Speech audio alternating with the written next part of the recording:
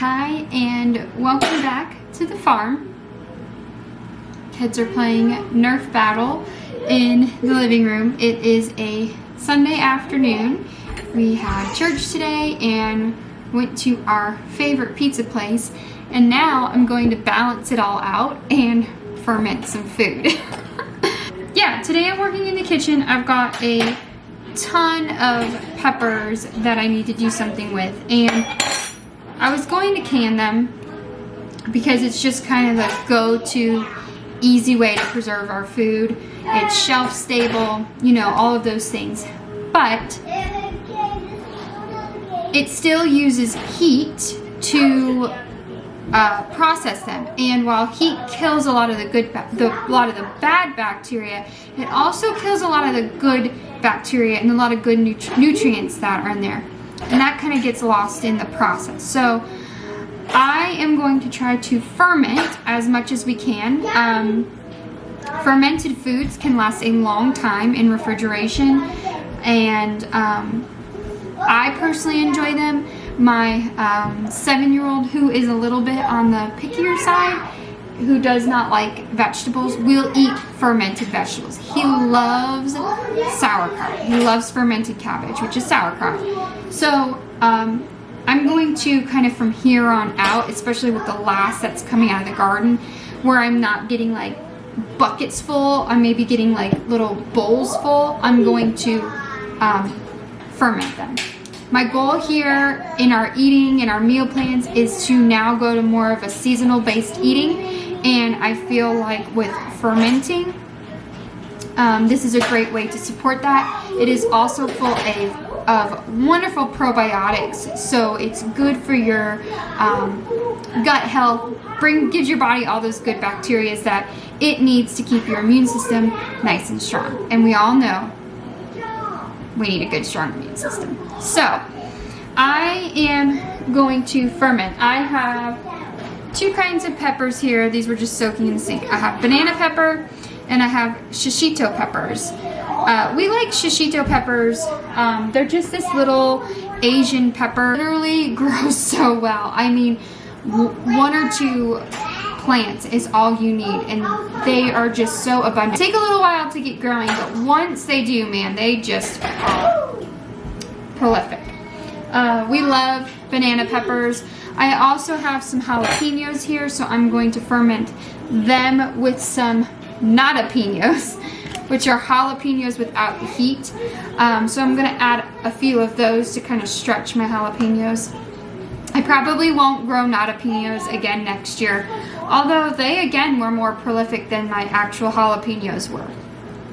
Just might have been the spot, just might have been a number of things, but I can't say I'll grow those again next year. I'll just put in more jalapeno plants and hope that I have a better jalapeno year next year. But I really just wanted to go through fermentation and the basics of it and why I'm doing it. So let's get going. All right, so what I've got are 2 quart jars that are clean. I've got some water with some salt boiling. I used a quart of water to 2.5 tablespoons of salt.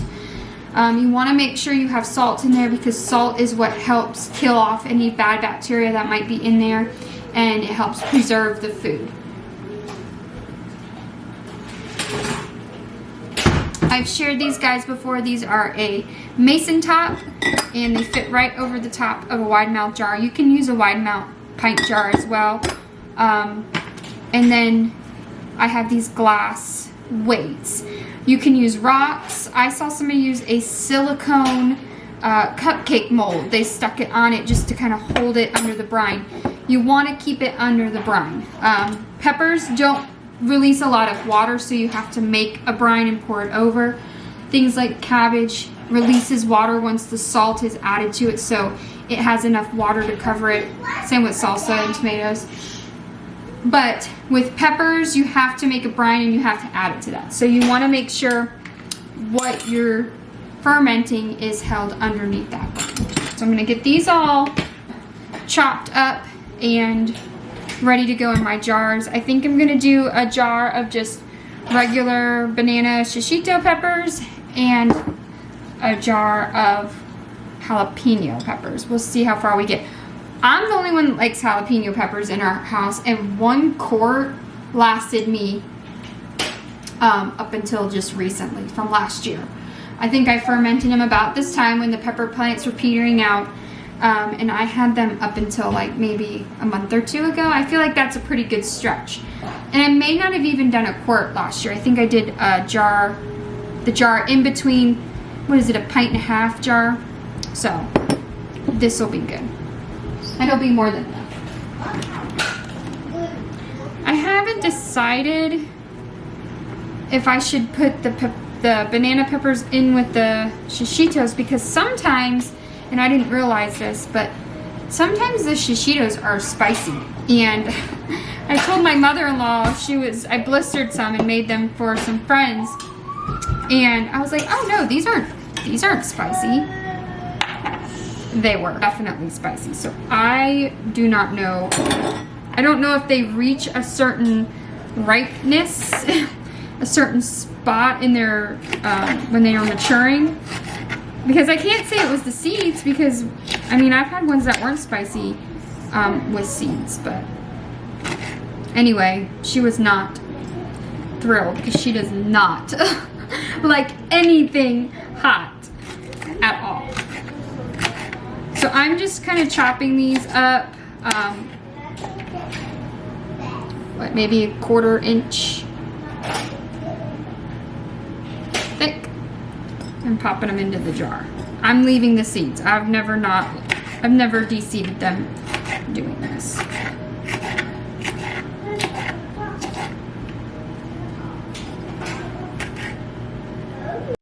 Alright, so I boiled my brine, I turned it off. It's not super hot, like I can put my finger in it. It's not burning it. So I'm now gonna pour it over my peppers.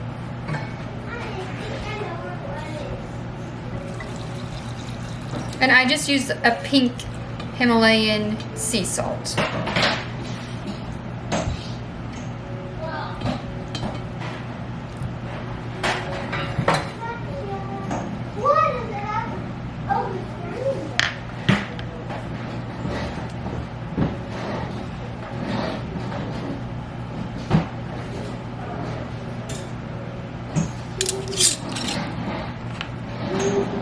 One is ready to go. Look at this color.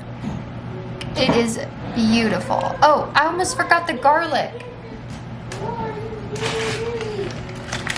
I always add garlic to ferments. Fermented garlic is a huge source of antibacterial properties. It's so garlic is so medicinal in and of itself, but when you ferment it, it just makes it that much more.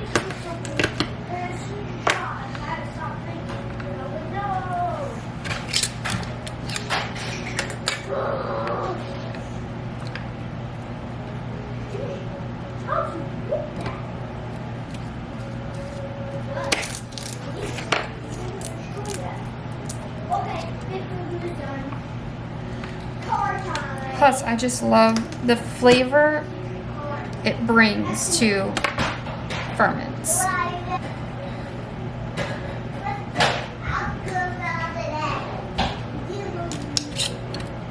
Alright, and then this will sit in a cabinet for about 7 days. I'll let it sit for a week since it's peppers. Things like sauerkraut, for sure, at least a week. And the longer something like this sits, the more tangier the taste and the flavor becomes. So you might want to adjust it for your preference, but you want it to be, you want to give it enough time that the good bacteria has time to build up and preserve it and be there for you. Got another pint. You in it? No, they're peppers. Another pint of shishitos, a 1.5 pints, I think is what this jar is, of banana peppers. And then I've got spicy jalapenos, which I think I overestimated how many I had. I think I have very little spicy jalapenos to not jalapenos, so I added a cayenne pepper to it because I like some spice. So I am just going to pour the brine over it. So they can, Hopefully I have enough brine of this. Okay, so I've got these all topped off, and I'm just gonna put my weight in it. And then another way. What? You need these, Mom. Mommy, here. Put this one on there. Yep, thank you. Oh, I got a little helper.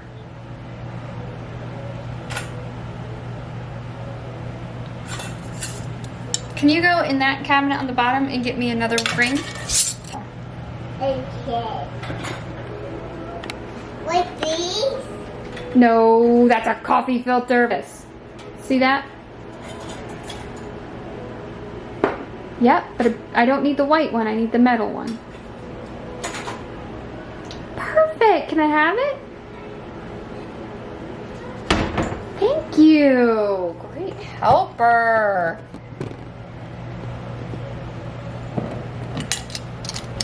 There we go. We got it screwed on. Alright, there they are. Now, these guys will sit in the cabinet for about 7 days, and I will put a tray underneath them because they can, as they start producing bubbles and fermenting, they can bubble out of these valves. You'll see there's, I don't know if it picks it up, but there's a little hole, one-way valve, and sometimes the liquid can bubble out of them. So you'll just want to put them on a tray so they don't get liquid everywhere. So that is it for my peppers today. I'm gonna go and enjoy the rest of our Sunday evening. Really glad I got some of those peppers fermented up, and that we'll be able to enjoy those here in the cooler months. So, as always, thank you so much for watching. If you want to see more recipe videos, more of what we do with things out of the garden, let me know in the comment box below. And if you liked our video, hit the subscribe button. And as always, may the Lord bless and keep you until we meet again.